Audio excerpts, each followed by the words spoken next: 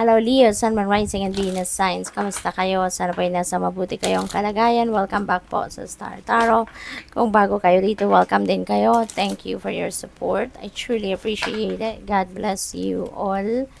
Leo, pauna mensahe ninyo, shopping. Ayan. So, siguro ang iba sa inyo rito, you're going to shop. Mag-i-enjoy kayo sa pag-shopping. Siguro maraming pera, no, na dumating sa inyo sa ngayon. May financial blessings, kaya mag-shopping kayo. Pwedeng kayo mismo ang para sa sarili ninyo, yung shopping na to, or probably yung ipag-shopping ninyo, pwedeng mom ninyo, dad ninyo, or baka grandparents ninyo ito, no? Yung ganon. So, maybe yun ang sila yung ipag-shopping ninyo. We have loan approved. Ayan. So, Leo. So, siguro meron kayong inaplayan na loan, no? At ngayon, eto, makukuha mo na. Na-approve kayo. Kaya, makukuha mo na yung perang ito. So, siguro hindi naman ito yung pag-shopping ninyo, no? Yung loan na to. So, or pwede, no? Kahit konti. Baka gusto mo lang talagang i-treat din yung parents mo or grandparents mo, no? Kaya babawasan mo yung pera na makukuha mo sa loan. Or baka yung loan na to, meron kayong importanteng financial obligation, no? Na kailangan mong pagkagastusan. Kaya maaring nag-resort kayo sa paglo-loan. Or pwede rin, no, na nag-loan kayo, could be malaking pera para maging kapital ninyo sa negosyo. So, that is also possible. We have overtime. Ayan. So, siguro panay overtime kayo sa trabaho. No? Nagsisipag, nagtsatsaga, talaga, kumbaga sa pag-aaral, nagsusunog kayo ng kilay, di ba? Dito sa trabaho, talagang super tsaga, super sipag kayo sa pagtatrabaho, kaya pa-overtime kayo ng overtime, no? Para kumita ng mas maraming pera, extrang kaperahan, ano? So, what else?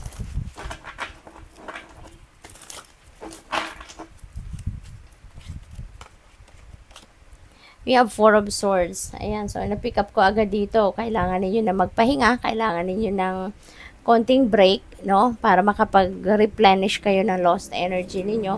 Dahil nga siguro dito sa kaka-overtime ninyo. So, siguro, of course, napapagod kayo because maybe you've been working long hours dito at maaring madalas ninyong ginagawa yon, kaya kailangan ninyo din ng pahinga, no? So, ayun, para na lagi kayong nasa focus, nasa sentro, nasa balance lang ang lahat, no? Kailangan ninyo ibigay ito sa sarili ninyo na mag-rest kayo, mag-relax, 'di ba? Magmuni-muni. We have 10 of Pentacles. Wow. At yung pinagtatrabahuan ninyo, no? So, maaaring naipon nyo na or nakapag-ipon na kayo ng bonggang-bongga.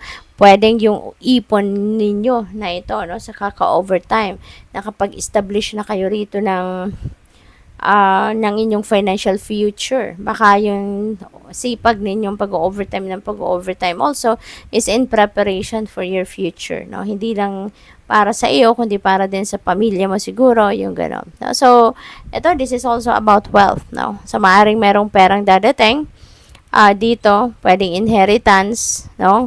Pwedeng merong magre-regalo sa inyo, pwedeng ganon. Or, talagang pinagtrabahuan. Ito yung bunga ng inyong pagsisikap, no? Maybe that is what you are saving, no? Para sa makapag-establish ka ng inyong financial security and stability for the long term. So, what else? We have Three of Cups. May celebration kayo, Leo, no? May celebration dito. So, maybe meron kayong achievement or accomplishment. Baka may mga successes kayo sa trabaho or business related, no, na success.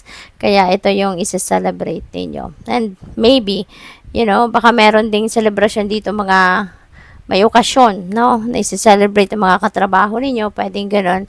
Kaya kayo ay maaaring maiimbitahan dyan.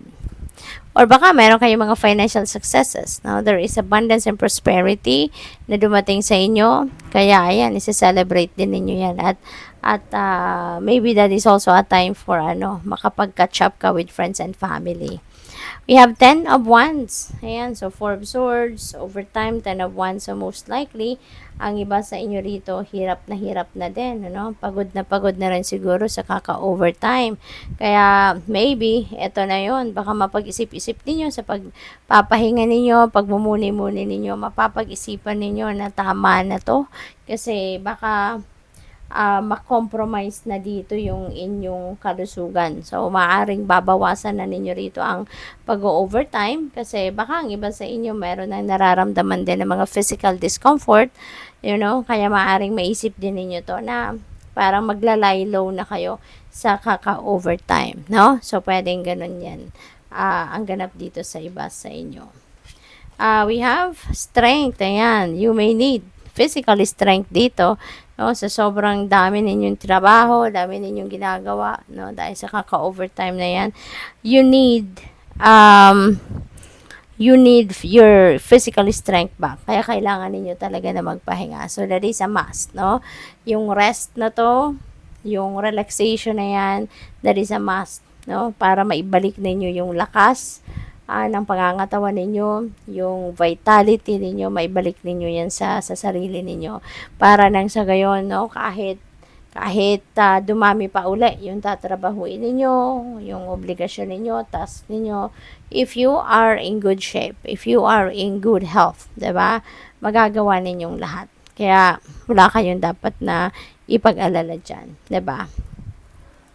So, what else? We have King of Pentacles. Wow, Leo. You are heading towards success, no? Kasi si King of Pentacles, this is very successful na tao, lalo-lalo na pagdating sa kanyang money, career, and finances. And this is a money, career, and finances reading. So, napakaswerte, napakaganda na meron kayong King of Pentacles kasi maaring papunta na kayo, no, sa trono ni King of Pentacles. Maybe one day soon you are definitely going to enjoy the yung kalagayan, no, yung posisyon ni King of Pentacles, no? So parang ganoon ito.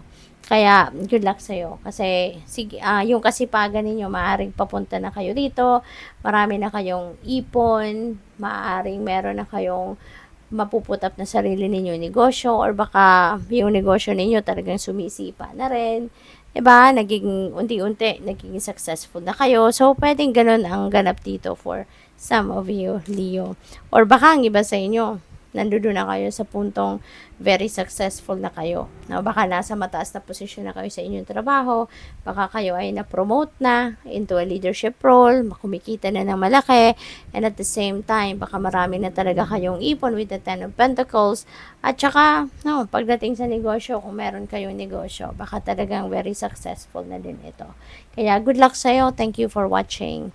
Love and light. Namaste.